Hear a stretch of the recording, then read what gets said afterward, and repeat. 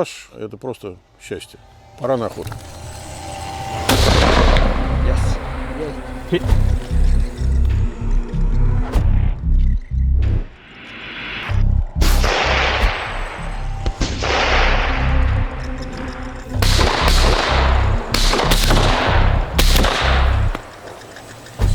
What are we saying? Spolep.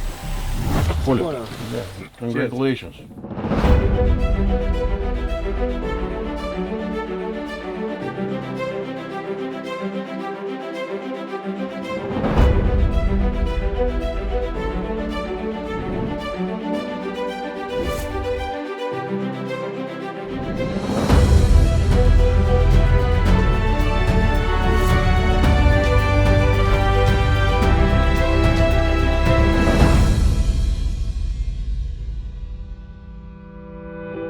Кулаш – это название деревни, также название одноименного озера.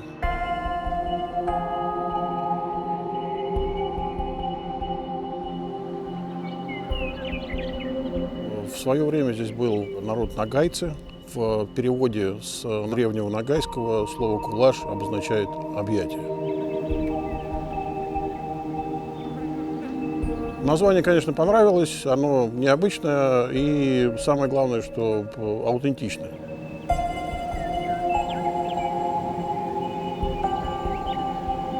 И, соответственно, те объятия, которые мы раскрываем охотнику или просто другу, который сюда приезжает, это, конечно, самые теплые объятия, которые могут быть в Курганской области.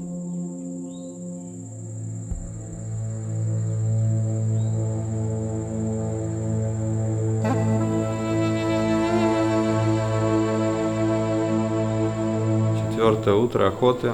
Охотник из Южной Африканской Республики. На улице пока еще темно, но как раз самое время попытать счастье.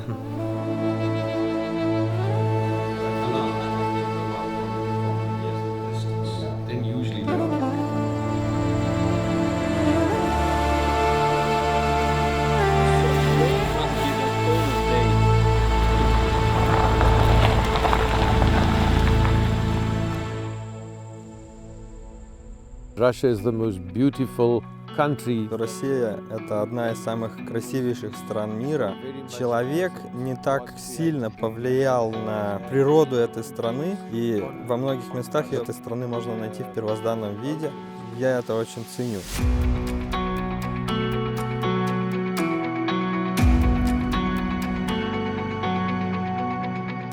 На данный момент в охотхозяйстве 20 тысяч гектар, из них где-то порядка 20% это озера, где-то около 30% это бор, это сосновый лес, видно прострелы, то есть такой проходной лес. Плюс лиственные леса, в которых мы делаем в основном загоны. И остальное это поля, которые возделываются, на которых сажают разные сельхозкультуры.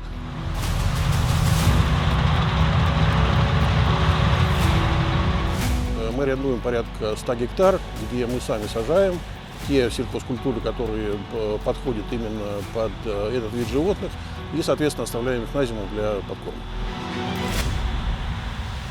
Косуля очень любит трубчатые корма, как то подсолнух, кукуруза, рапс и озимый, конечно.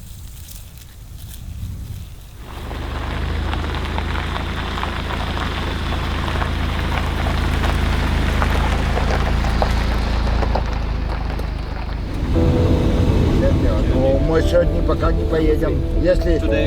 Нет. I'm going to the Kurgan area, and now I'm in the Kurgan. Мне повезло приехать в Подкурган. Здесь охота очень красиво, интересно. Эта охота покорила мое сердце, и я надеюсь, я приеду сюда еще раз. По охотам, которые мы практикуем, это, конечно, косуля, это лось, это кабан. Есть достаточное количество утки.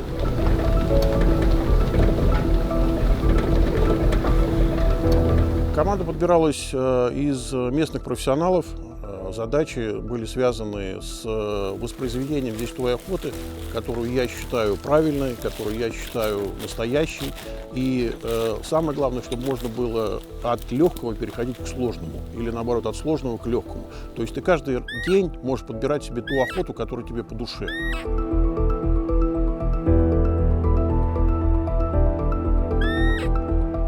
Когда это все начиналось, в охотхозяйстве оно было общего пользования. Было практически около 200 косуль, 50 кабанов, 20 лосей и практически все. На данный момент у меня где-то порядка 1200 косуль, около 600 кабанов и 250 лосей.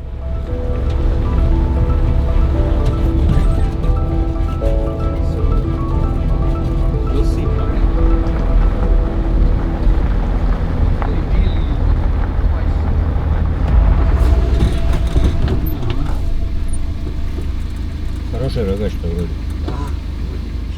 I've had a lot of opportunities to hunt, so Я, конечно, достаточно опытный охотник, но это, конечно, очень важно, когда рядом с тобой грамотный помощник, егерь, проводник, потому что не в каждой ситуации бывает возможность в одного определить расстояние, определить трофейное качество. Очень важно быть командой со своим проводником, доверять его глазомеру, его опыту, это обязательно.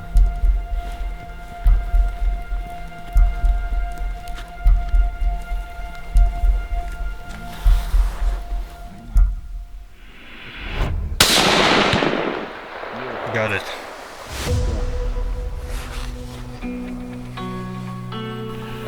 Good, good, good. Congratulations. Поздравляем. С полем.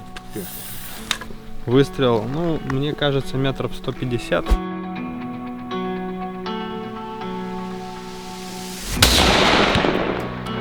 Got it. Все точно, попал. Идем смотреть трофей.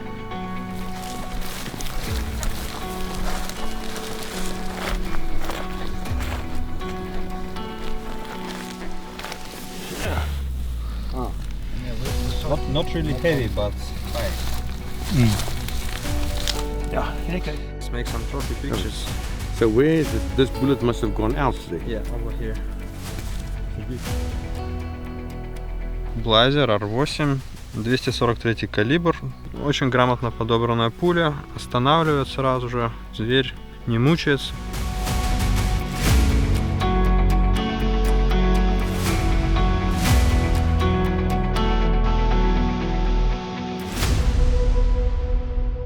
The main difference between European roe deer and Siberian is size.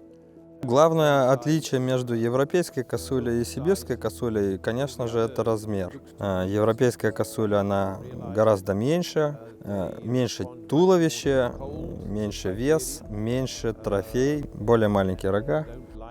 Сибирская косуля себя чувствует лучше в холодную погоду. Европейская же косуля больше любит тепло. Сибирская косуля по сравнению с европейской, это как косуля такая прокачанная на стероидах.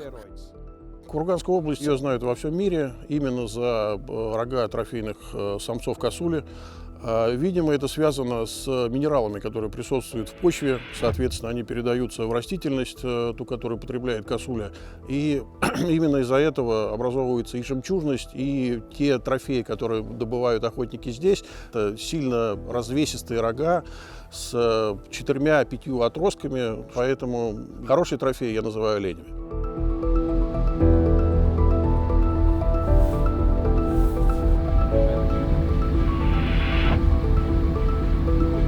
Кулаш Country Club объединяет людей теперь из дружественных стран. Мы чествуем здесь охотника из ЮАР, который пролетел полмира для того, чтобы добыть те трофеи, которые он добыл именно в Кулаш Country Club.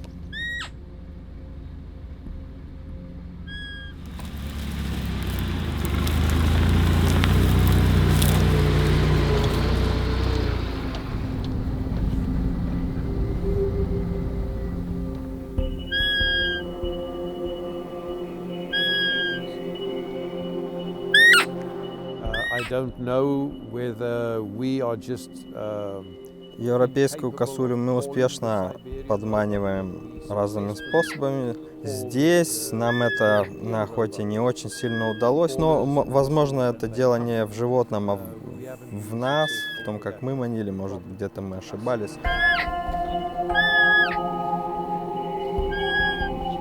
В предыдущие дни было очень жарко, утром и то уже душно было. Но не любит как бы жару гон. А сейчас попрохладнее стало сегодня. И все, движение стало косули намного эффективнее и больше. Потому что, видишь, если будет днем прохладно, ночью прохладно, утром у них хоть как будет активно. Еще перепада нету.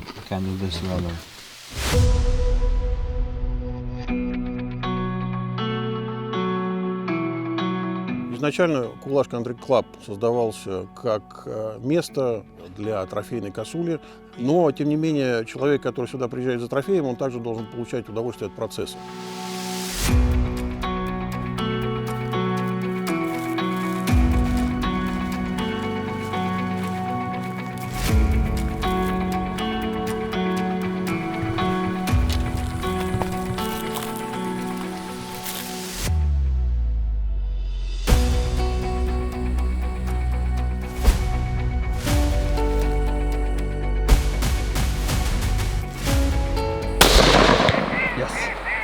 Hit.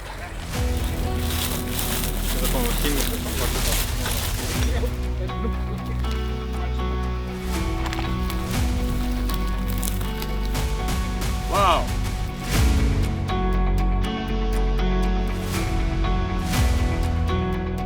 I'm extremely happy. Я неописуемо рад, вот, какого трофея мы добыли, как мы смогли подойти. Я хочу поблагодарить всю команду, которые мне помогали. Только благодаря нашей слаженной команде получилось добыть такого прекрасного зверя. Такой эксклюзивный трофей определенно займет самое лучшее место среди всех косуль, которые у меня есть в трофейной комнате. Но одного-то мы точно видели.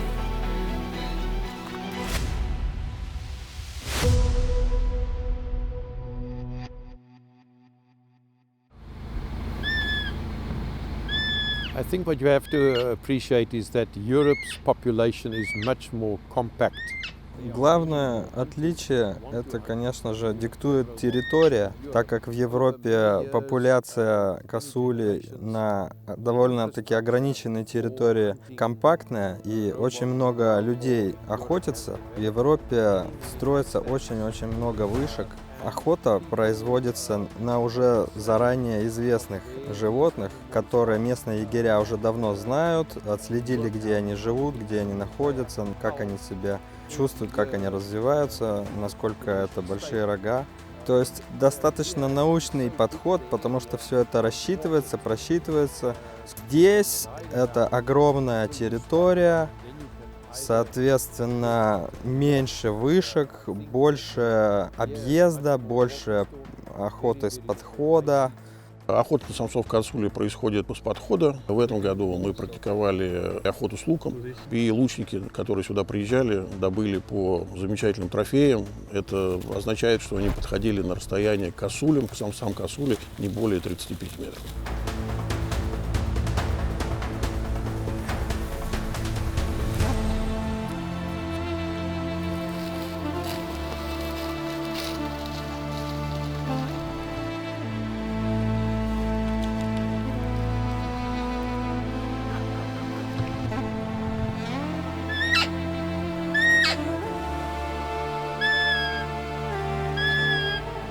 Вы можете в каждом загоне увидеть от 15 до 25 зверей, которые выбегают на вас, и это ваше будет решение, стрелять их или нет, но даже просто посмотреть вы получите просто счастье. Так аккуратно мы подошли, тут, метров 180, около 200. А маленькие рожки, поэтому не стали стрелять. Но он не трофейный. Для нас очень важно, чтобы каждый человек, который здесь находится, он понимал, чувствовал природу, наслаждался каждый день той природой, которую он здесь видит. Мы предоставляем ту технику, которая позволяет видеть ночью. Вы можете увидеть стада кабанов от 60 голов за ночь, которую вы проводите, объезжая угодья и смотря природу, до 400 косуль.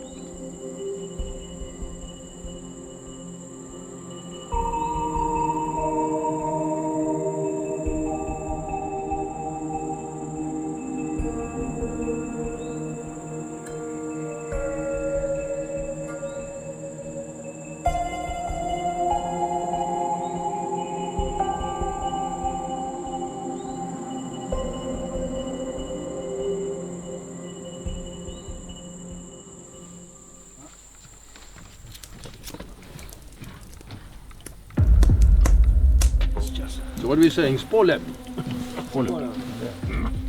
You learn it. Cheers. Congratulations. It's a beautiful thing. Beautiful thing. We spotted the roebuck. Заметили двух косуль, самец и самка. И вышли на выстрел, было метров 100 косуль, произвели выстрел.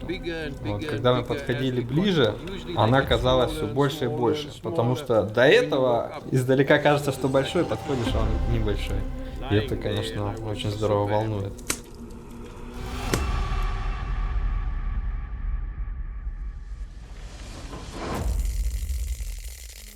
Идея пришла после того, как уже было все построено в плане шале, запустить сюда некоторых животных, которые могли бы жить в замкнутом пространстве, дарить радость тем людям, которые сюда приезжают. Нами было поймано 2 самки косуль 3-месячного возраста.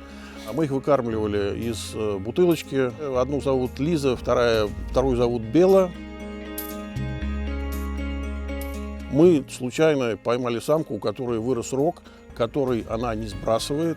В литературе такое описывается, когда у самок могут вырастать аномальные рога, но это происходит в каких-то миллионных и 10-миллионных случаях. То есть у Лизы вырос рог, который сейчас уже приобрел вид пирамидки. И, конечно, это сравнение с единорогом, животное, которое священное в эпосах, здесь у нас живет.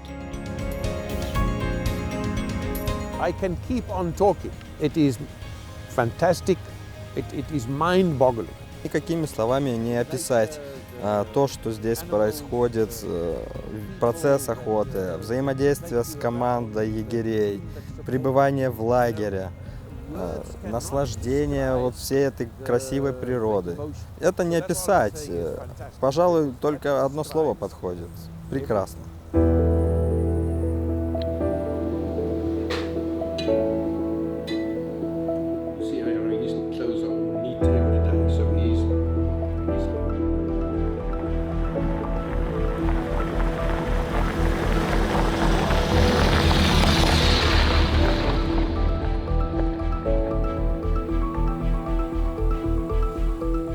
Происходит охота с вышек. В основном используем мобильные вышки, которые можно поставить по желанию охотника на том месте, где ему понравилось. Также, естественно, эти вышки ставятся по наставлению егерей, которые наблюдают за настоящими трофеями до открытия охоты. Кроме мобильных вышек, у нас, естественно, есть подкормочные площадки, на которых установлены замечательные вышки со всеми практически удобствами. Это евроокна, это звукоизоляция, это бесшумность, расположенные на хороших основах, на расстоянии где-то порядка 5-6 метров от земли, для того, чтобы не было слышно для зверей ни шума, ни запаха. Соответственно, таких вышек порядка 7 штук, которые мы кормим постоянно и где дичь, соответственно, задерживается.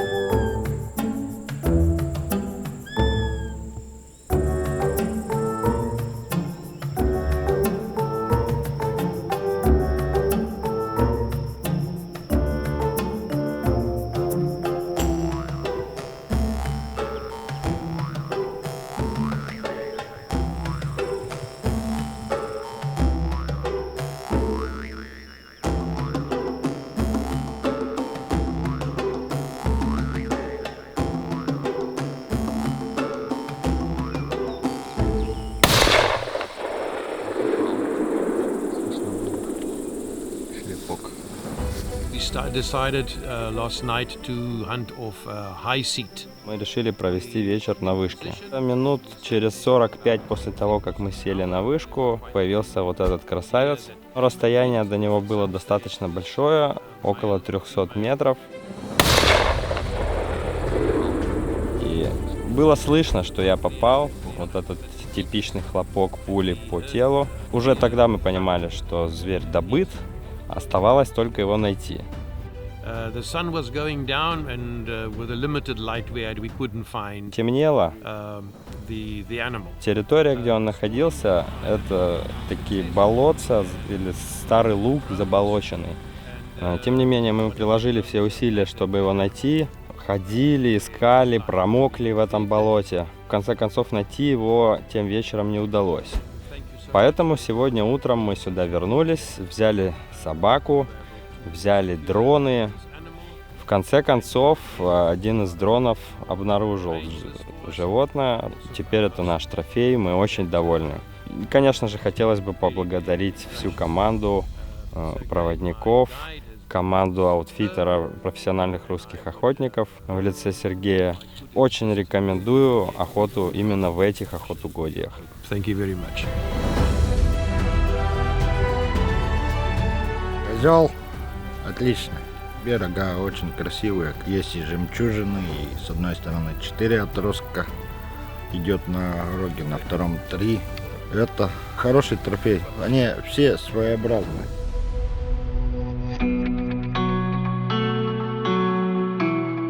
Если мы говорим про загонную охоту, то она открывается с 1 октября, и в это время разрешено стрелять всех животных, которые здесь обитают. Самцы еще в основном не сбрасывают рога, то есть вы можете добыть тот трофей, который вас интересует в загонной охоте, который у вас не получилось по каким-то причинам добыть в охоте на трофейных. Рога продолжают расти до 4-5 лет, ну, может быть, чуть побольше. Дальше они идут на убыль. Самые трофейные самцы, которых мы здесь добывали, это порядка 5-6 лет от роду.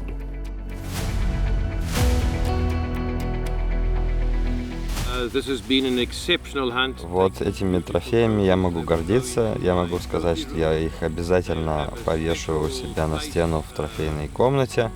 И это для меня как игра на балалайке для русского человека.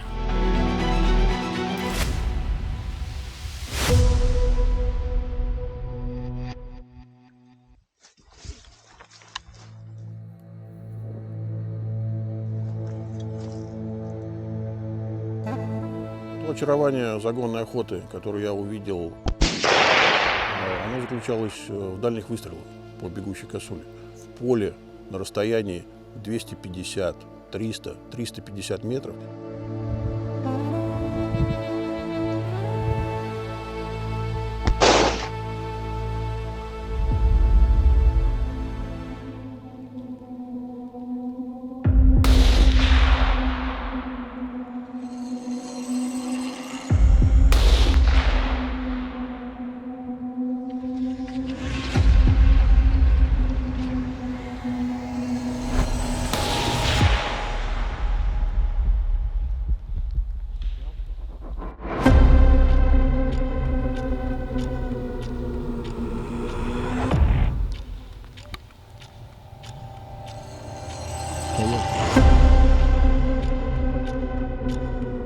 Загон на косулю, все загоны, которые происходят осенью, нельзя предугадать, кто из этих загонов выйдет, будь то косуля, будь то кабан, будь то лось.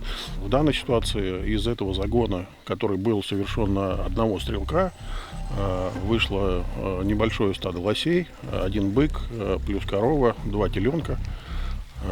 Бык был добыт.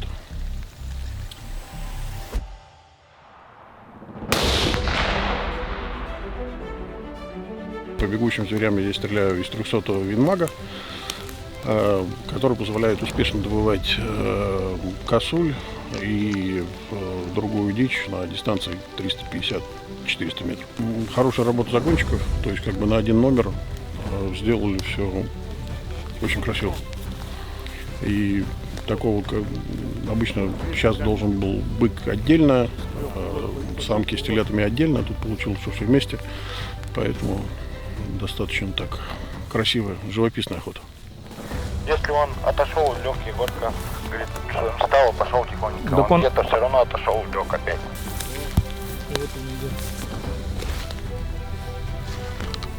Набираем подранка. Он в гону, поэтому крепкий на рану. Несмотря на 3 попадания, лось еще идет. Завезли загонщиков еще раз. Делаем уже загон по подранку. Все. А меня-то можешь?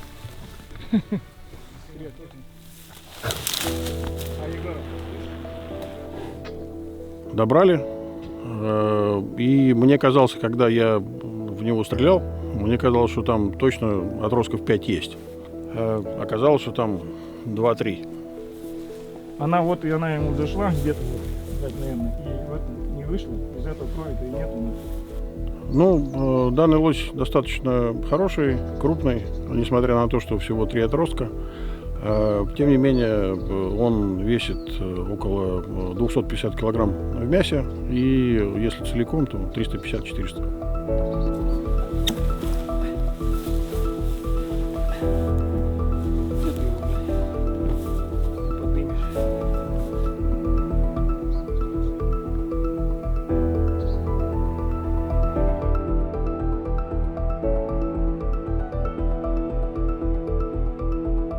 Среднее время загона это 15 минут. Подранку добираем с собаками. Есть псарня, 5-6 лаек, несколько гончих.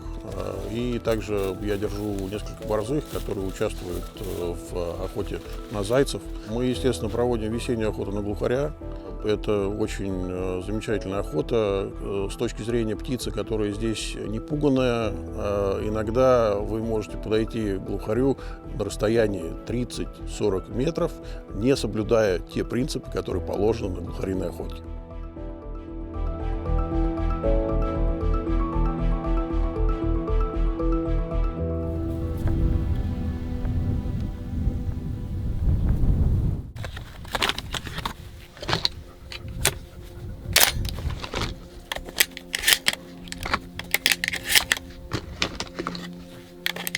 Начинаем с обычной утки, с кряквы, и когда подходит северная утка, в общем, ее здесь достаточное количество. Естественно, есть ретриверы, с которыми я занимаюсь, хожу на утиную охоту, мне эта охота очень по душе.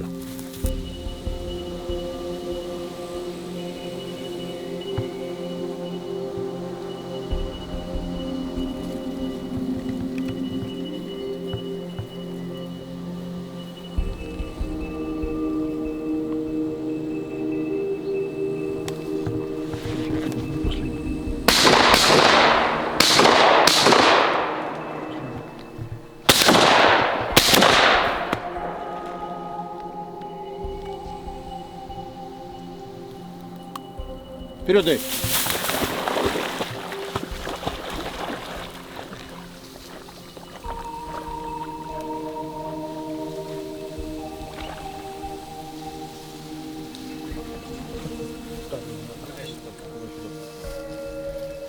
Молодец.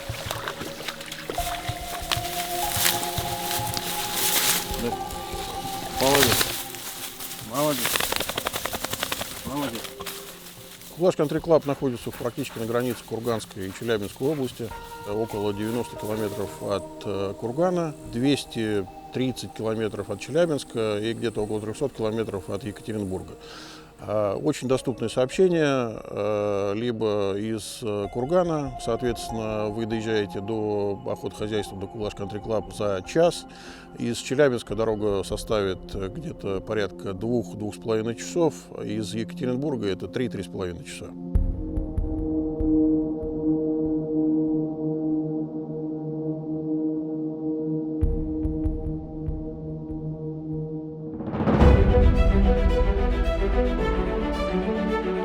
Это то, о чем я говорил. Кулаш Country Club – это просто счастье.